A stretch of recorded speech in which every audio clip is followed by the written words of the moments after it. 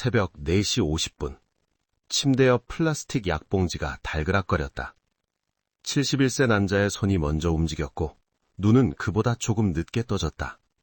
원룸 천장은 낮았으며 난방기는 낡은 모터 소리를 반복하고 있었다. 그 소리는 밤새 멈추지 않았던 것처럼 보였다. 그는 상체를 일으키지 않고 팔만 뻗어 약봉지를 집어들었다. 흰색 봉지 안에는 아침용 약 3알이 들어있었고 그는 물 없이 그것을 입에 넣었다. 목구멍을 타고 내려가는 쓴맛이 익숙했다. 삼키고 나서 한 번 기침을 했고 그 기침은 생각보다 길게 이어졌다. 창문 틈으로 찬 공기가 스며들고 있었다. 커튼은 제대로 쳐지지 않았으며 새벽의 어둠이 방 안까지 눌러 있었다.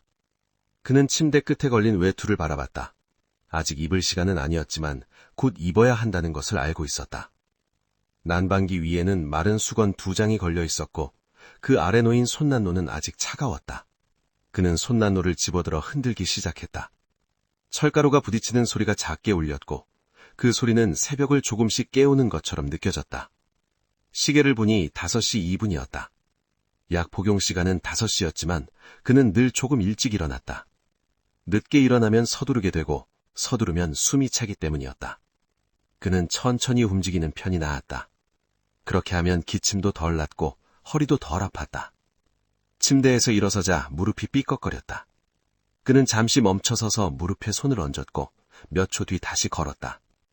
화장실까지는 4걸음이었다. 그는 세면대 앞에 서서 물을 틀었고 찬물이 손끝을 지나갔다. 세수는 하지 않았다. 대신 물을 한 모금 마금고 뱉어냈다. 거울 속 얼굴은 어둠 속에서 윤곽만 보였다. 다시 방으로 돌아와 외투를 집어들었다. 지퍼를 끝까지 올리고 후드를 머리에 덮었다. 손난로는 이제 조금 따뜻해졌고 그는 그것을 주머니에 넣었다. 가방 안에는 또 다른 약봉지가 들어있었다. 점심용이었다. 현관문을 열기 전 그는 잠시 멈춰섰다. 밖은 추울 것이었고 바람도 불 것이었다. 하지만 멈춰 있을 수는 없었다. 그는 문을 열고 복도로 나섰다. 현광등 불빛이 희미하게 깜빡이고 있었고 계단 아래에서는 누군가의 기침소리가 들려왔다. 새벽 6시 20분. 골목은 아직 어두웠고 가게 셔터는 모두 내려와 있었다. 그는 허리를 조금 굽힌 채 걸었다. 외투 지퍼는 끝까지 올라가 있었지만 목덜미로 바람이 파고들었다. 손난로를 쥔 손은 주머니 깊숙이 들어가 있었다. 버스 정류장까지는 400m였다. 평소보다 조금 더 천천히 걸었고 중간에 한 번 멈춰섰다. 숨이 찼다. 입으로 내쉬는 숨은 하얗게 보였고 그 숨은 금방 사라졌다. 그는 몇 초간 서 있다가 다시 걸었다. 길 양쪽으로는 낮은 건물들이 늘어서 있었다. 대부분 불이 꺼져 있었고 간혹 편의점 불빛만이 환하게 켜져 있었다. 그는 편의점을 지나쳤다. 들어가지 않았다. 따뜻한 커피를 사고 싶었지만 사지 않았다. 버스비와 점심값을 계산하면 커피를 살 여유는 없었다. 눈비가 흩날리기 시작했다. 눈인지 비인지 구분하기 어려운 것들이 얼굴에 닿았다. 그는 후드를 더 깊이 눌렀었고 고개를 숙였다. 발밑 아스팔트는 젖어 있었고 가끔 물웅덩이가 신발 끝에 튀었다. 정류장이 보였다. 플라스틱 벤치 위에는 누군가 흘린 커피 자국이 얼어 있었고 그는 그 옆에 섰다. 앉지 않았다. 앉으면 일어서기 힘들 것 같았다. 시간표를 보니 버스는 3분 뒤에 올 예정이었다. 바람이 불었다. 정류장 천막이 흔들렸고 그 아래 서 있던 그의 외투도 펄럭였다. 손난로를 꺼내 흔들었다. 열기가 조금 식었기 때문이었다. 다시 주머니에 넣고 멀리서 다가오는 버스 불빛을 바라봤다. 버스가 도착했다. 문이 열리며 따뜻한 공기가 밖으로 흘러나왔다. 그는 계단을 천천히 올라갔고 카드를 찍었다. 기사는 아무 말도 하지 않았고 그도 아무 말도 하지 않았다. 뒷좌석으로 걸어가 창가 자리에 앉았다. 버스가 출발했다. 창밖으로는 아직 어두운 거리가 지나갔고 간혹 불 켜진 창문들이 보였다. 그는 창문에 이마를 기댔다. 차가웠다. 하지만 기대고 있으니 조금 나았다. 손난로는 여전히 주머니 안에 있었고 그의 손은 그것을 꽉 쥐고 있었다. 오전 6시 10분. 일터 도착. 쉬고 싶은데 쉴 수 없다. 버스에서 내렸을 때 하늘은 조금 밝아져 있었다. 물류센터까지는 정류장에서 50m 정도였고 그는 다시 걷기 시작했다. 센터 입구에는 다른 사람들도 도착하고 있었다. 대부분 그와 비슷한 나이대였고 모두 말없이 안으로 들어갔다. 작업복을 갈아입는 공간은 좁았다. 그는 외투를 벗고 낡은 점퍼를 걸쳤다. 지퍼가 절반쯤 고장나 있었지만 입는 데는 문제없었다. 가방에서 약봉지를 꺼내 확인했다. 점심때 먹어야 하는 약이었다. 다시 가방에 넣고 로커에 넣었다. 작업장으로 들어서자 형광등 불빛이 눈부셨다. 넓은 공간에는 박스들이 쌓여 있었고 사람들은 각자 자리에서 포장 작업을 시작하고 있었다. 그는 구석자리로 갔다. 늘 그 자리였다. 벽에 기대면 허리가 조금 덜 아팠기 때문이다. 작업대 위에는 테이프, 커터칼, 그리고 포장할 물건들이 놓여 있었다. 그는 박스 하나를 집어들고 접기 시작했다. 손이 조금 느렸다. 옆 사람은 이미 2개를 접었지만 그는 신경 쓰지 않았다. 빠르게 할 수 없었고 빠르게 하려고 하면 실수가 생겼다.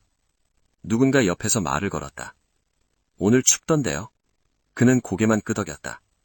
대답하지 않았다. 말을 하면 기침이 나올 것 같았고 기침을 하면 작업이 멈춰야 했다. 그는 박스를 접고 테이프를 붙이고 다음 박스를 집어들었다. 시간이 지나며 허리가 뻐근해졌다. 그는 잠시 멈춰서서 허리를 짚었다. 손바닥으로 허리 아래쪽을 눌렀고 천천히 숨을 내쉬었다. 몇 초 뒤 다시 작업을 시작했다. 멈출 수 없었다. 병원비를 생각하면 멈출 수 없었다. 30분. 그는 작업대에서 물러났다. 반장에게 말했다. 병원 좀 다녀올게요. 반장은 고개를 끄덕였고 그는 작업복을 벗고 다시 외투를 입었다. 계약직이었기 때문에 자유롭게 나갈 수는 없었지만 병원은 예외였다. 그것만은 허락되었다. 병원까지는 버스로 15분이었다. 그는 다시 정류장에 섰고 다시 버스를 탔다. 창밖으로는 이제 환하게 밝아진 거리가 보였다. 사람들이 걷고 있었고 가게들이 문을 열고 있었다. 그는 창밖을 보지 않고 손난로를 주머니에서 꺼내 흔들었다. 병원 로비에 들어서자 난방 냄새가 코를 찔렀다. 소독약 냄새도 섞여 있었다. 그는 접수대로 가서 진료 카드를 내밀었고 직원은 번호표를 건넸다. 112번이었다. 전광판을 보니 지금은 87번이 진료 중이었다. 대기실 의자는 대부분 차 있었다. 그는 구석자리를 찾아 앉았다. 의자는 딱딱했고 등받이는 곧았다. 그는 허리를 조금 앞으로 숙이고 앉았다. 그렇게 앉는 것이 덜 아팠다. 손목에는 어제 붙인 파스 자국이 남아있었고 그는 소매를 내려 가렸다. 시간이 천천히 흘렀다. 전광판 숫자는 느리게 바뀌었고 대기실은 조용했다. 간혹 기침 소리가 들렸고 누군가 휴대폰을 보며 작은 소리로 통화하고 있었다. 그는 아무것도 하지 않았다. 그냥 앞을 바라보고 앉아 있었다. 100번이 불렸다. 그는 시계를 봤다. 10시 5분이었다. 112번까지는 아직 멀었다. 그는 다리를 꼬았다가 풀었고 다시 허리를 앞으로 숙였다.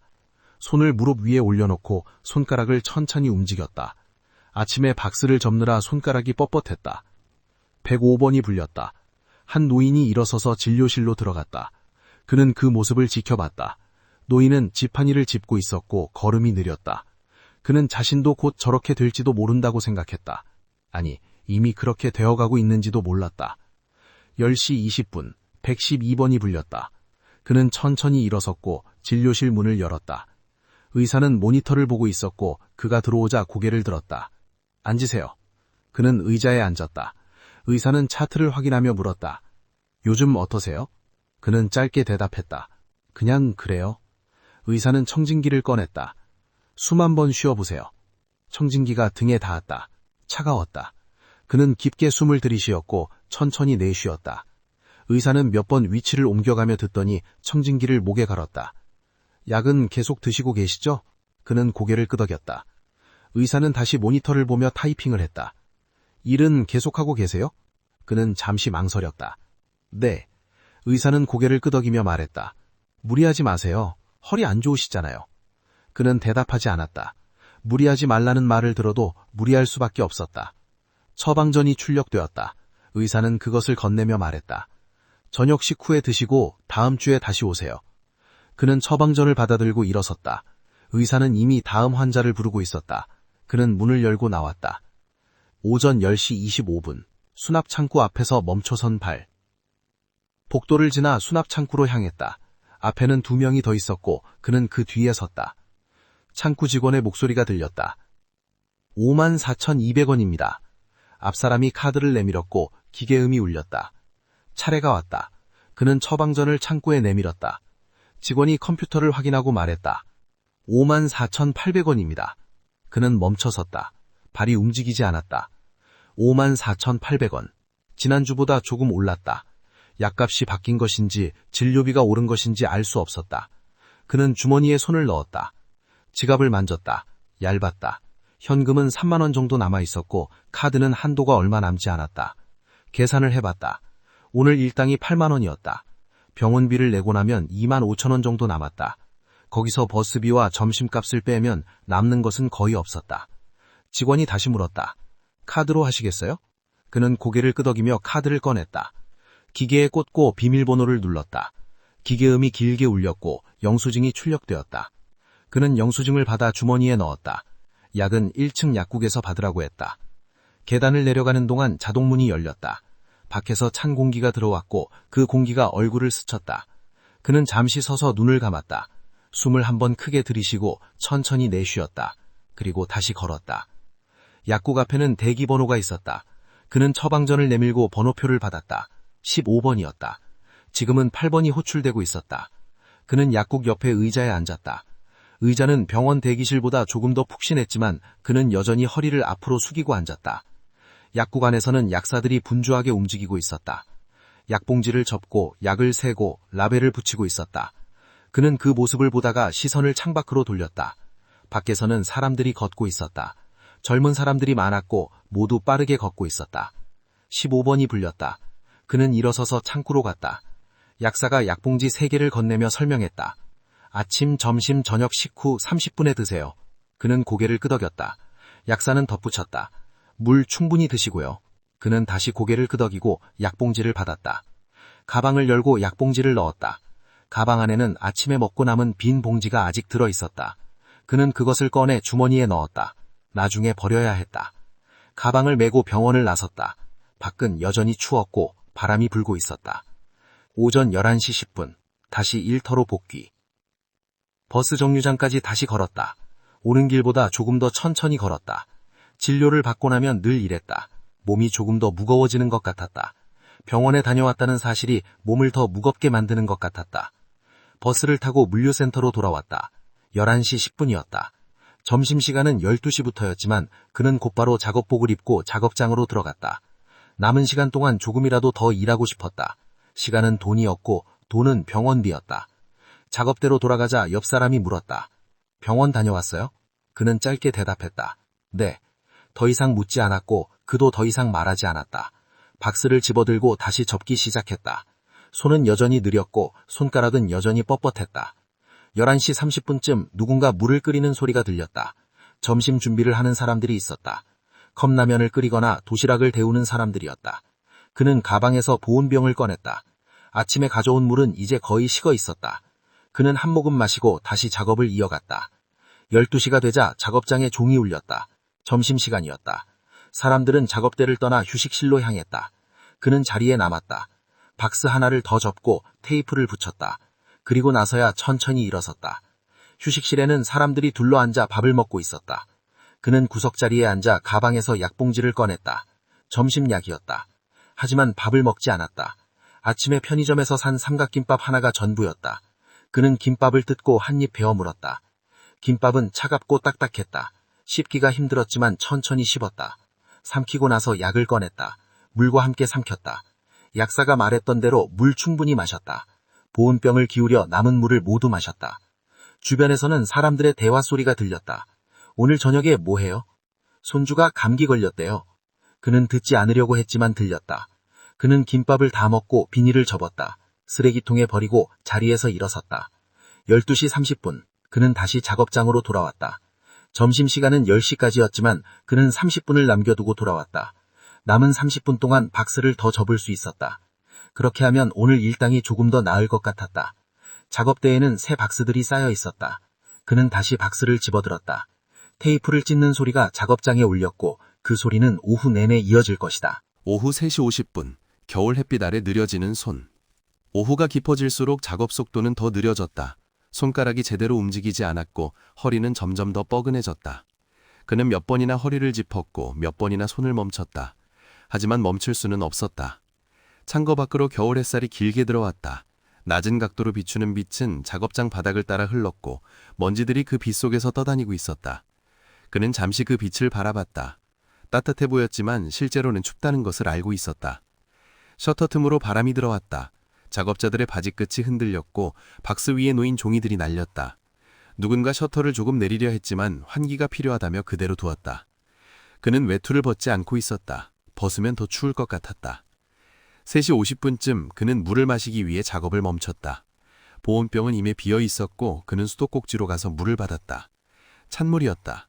한 모금 마시고 입안을 헹구고 다시 마셨다. 물이 목구렁을 타고 내려가며 차가움이 가슴까지 전해졌다. 돌아오는 길에 시계를 봤다. 퇴근까지는 2시간 남았다. 그는 다시 작업대로 갔다. 박스가 여전히 쌓여 있었고 그는 다시 그것을 집어들었다. 손이 떨렸다. 테이프를 붙이려다가 엉뚱한 곳에 붙였다. 다시 떼어내고 다시 붙였다. 옆에서 누군가 말했다. 오늘 6시 되면 끝이래요. 다른 사람이 대답했다. 다행이네요. 그는 아무 말도 하지 않았다. 6시가 되려도 끝나지 않을 것 같았다. 몸은 이미 끝나 있었지만 시간은 아직 남아 있었다. 햇빛이 점점 더 낮아지고 있었다. 창고 안쪽까지 빛이 들어왔고 그의 그림자가 길게 늘어났다. 그는 자신의 그림자를 보았다. 허리가 굽어 있었고 어깨가 처져 있었다. 그림자는 그를 정직하게 보여주고 있었다. 4시 10분, 작업장에 짧은 휴식 시간이 주어졌다. 10분이었다. 사람들은 밖으로 나가 담배를 피우거나 의자에 앉아 휴대폰을 보았다. 그는 작업대여 벽에 기대섰다. 눈을 감았다. 아무 생각도 하지 않으려고 했지만 병원비가 떠올랐다. 54,800원. 다음 주에도 가야 했다. 휴식이 끝났다. 그는 눈을 뜨고 다시 박스를 집어들었다. 손은 여전히 느렸고 허리는 여전히 아팠다. 하지만 그는 계속했다. 6시까지. 6시까지만 버티면 되었다. 솜을 고르는 겨울의 저녁. 6시 정각, 작업장에 종이 울렸다. 사람들은 작업복을 벗고 외투를 챙겼다. 그도 천천히 작업대를 정리했고 로커로 가서 가방에 꺼냈다. 가방 안에는 약봉지가 그대로 들어있었다. 저녁에 먹어야 하는 약이었다. 밖으로 나오자 어둠이 내려와 있었다. 가로등 불빛이 하나씩 켜지고 있었고 거리는 퇴근하는 사람들로 붐볐다. 그는 정류장으로 걸었다. 발걸음은 아침보다 더 무겁고 느렸다. 버스를 탔다. 난방이 켜져 있었지만 문이 열릴 때마다 찬 공기가 들어왔다. 그는 창가에 앉아 창문에 이마를 기댔다. 창문은 차가웠고 그의 숨이 유리에 하얗게 맺혔다. 손가락으로 그 습기를 닦아냈다. 가방을 무릎 위에 올리고 지퍼를 열었다. 약봉지를 확인했다. 저녁 식후 30분. 의사의 말이 떠올랐다. 저녁 식후에 드시고 다음 주에 다시 오세요. 그는 약봉지를 다시 가방에 넣었다. 집에 가서 먹어야 했다. 버스가 정류장마다 서고 출발하기를 반복했다. 사람들이 타고 내렸고 좌석은 점점 비어갔다. 그는 창밖을 바라봤다. 지나가는 건물의 불빛이 보였고 식당과 편의점의 간판이 환하게 빛나고 있었다. 20분쯤 지나 그의 정류장이 다가왔다. 그는 벨을 눌렀고 버스는 천천히 속도를 줄였다. 내리는 계단을 조심스럽게 내려갔고 버스가 떠나자 다시 어둠과 추위만 남아 있었다. 집까지는 400m였다. 아침에 걸었던 그 길을 다시 걸었다. 가게 셔터는 여전히 내려와 있었고 골목은 조용했다. 간혹 창문에서 새어나오는 불빛과 TV 소리만이 들렸다. 그는 천천히 걸었다. 서두를 이유가 없었다. 집에 가도 할 일도 없었고 기다리는 사람도 없었다. 그저 약을 먹고 씻고 자야 했다. 그리고 내일 다시 일어나야 했다. 저녁 7시 40분. 전기요 밑으로 파고드는 발끝. 현관문을 열고 들어섰다. 방 안은 어두웠고 냉기가 가득했다. 그는 불을 켰다. 형광등이 깜빡이다가 천천히 밝아졌다. 방 안 풍경은 아침과 똑같았다. 아무것도 변하지 않았다. 외투를 벗고 침대 끝에 걸었다. 전기요 스위치를 켰다. 따뜻해지려면 시간이 필요했다. 그는 가방에서 약봉지를 꺼내 테이블 위에 놓았다. 아직 먹지 않았다. 저녁을 먹어야 했다. 하지만 저녁을 만들 힘이 없었다. 냉장고를 열었다. 안에는 김치통 하나와 계란 몇 개가 들어있었다. 그는 냉장고 문을 닫았다.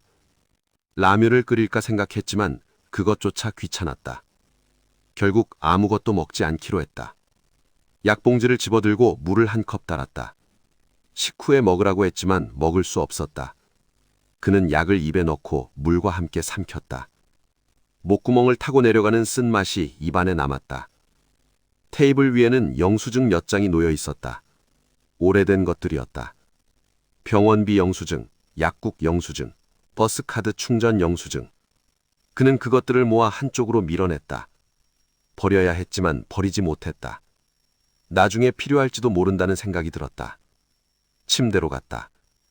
전기요가 이제 조금 따뜻해지고 있었다. 그는 신발을 벗고 침대에 누웠다. 이불을 덮지 않고 그대로 누워 있었다. 천장을 바라봤다. 낮은 천장에는 작은 얼룩이 몇 개 있었고 그는 그 얼룩을 세어보았다. 냉장고 모터 소리가 간헐적으로 울렸다. 그 소리만이 방안을 채우고 있었다. 그는 눈을 감았다. 하루가 끝나고 있었다. 길고 무거운 하루였다. 내일도 똑같을 것이었다. 밤 10시 15분. 얼마나 시간이 지났을까? 휴대폰 화면이 켜지며 방안을 희미하게 밝혔다. 그는 눈을 떴다. 천장이 보였고 여전히 침대에 누워 있었다. 몸을 일으키지 않고 손만 뻗어 휴대폰을 집어들었다. 화면에는 메시지가 떠 있었다. 병원에서 온 것이었다. 진료 예약 안내입니다. 12월 18일 목요일 오전 10시 30분 예약되어 있습니다. 예약 변경을 원하시면 연락 주시기 바랍니다. 그는 화면을 바라보았다. 12월 18일, 다음 주 목요일이었다. 또 병원에 가야 했다. 또 일을 빼먹어야 했다. 또 54,800원을 내야 했다. 아니, 그보다 더 많을 수도 있었다. 메시지를 지우지 않았다. 그냥 화면을 껐다. 다시 어둠이 방을 채웠다. 휴대폰을 침대 옆에 내려놓고 다시 천장을 바라보았다. 냉장고 모터 소리가 다시 들리기 시작했다. 전기요는 이제 충분히 따뜻해졌다. 그는 발을 조금 움직여 더 따뜻한 곳으로 밀어 넣었다. 발끝이 따뜻해지자 몸 전체가 조금 나아지는 것 같았다. 하지만 그것은 잠깐이었다. 이불을 끌어올려 몸에 덮었다. 무거웠다. 이불의 무게가 몸을 눌렀고 그는 그 무게 아래 가만히 누워 있었다. 숨을 천천히 쉬었다. 들이쉬고 내쉬고 다시 들이쉬었다. 내일도 새각 5시에 일어나야 했다. 약을 먹고 버스를 타고 일터로 가야 했다. 박스를 접고 테이프를 붙이고 하루를 버텨야 했다. 그리고 다음 주 목요일에는 다시 병원에 가야 했다. 그는 눈을 감았다. 어둠 속에서 냉장고 소리만 들렸다. 규칙적이고 무심한 소리였다. 그 소리는 밤새 이어질 것이었고 내일도 모레도 계속될 것이었다. 그의 하루는 여기서 잠시 멈춘다.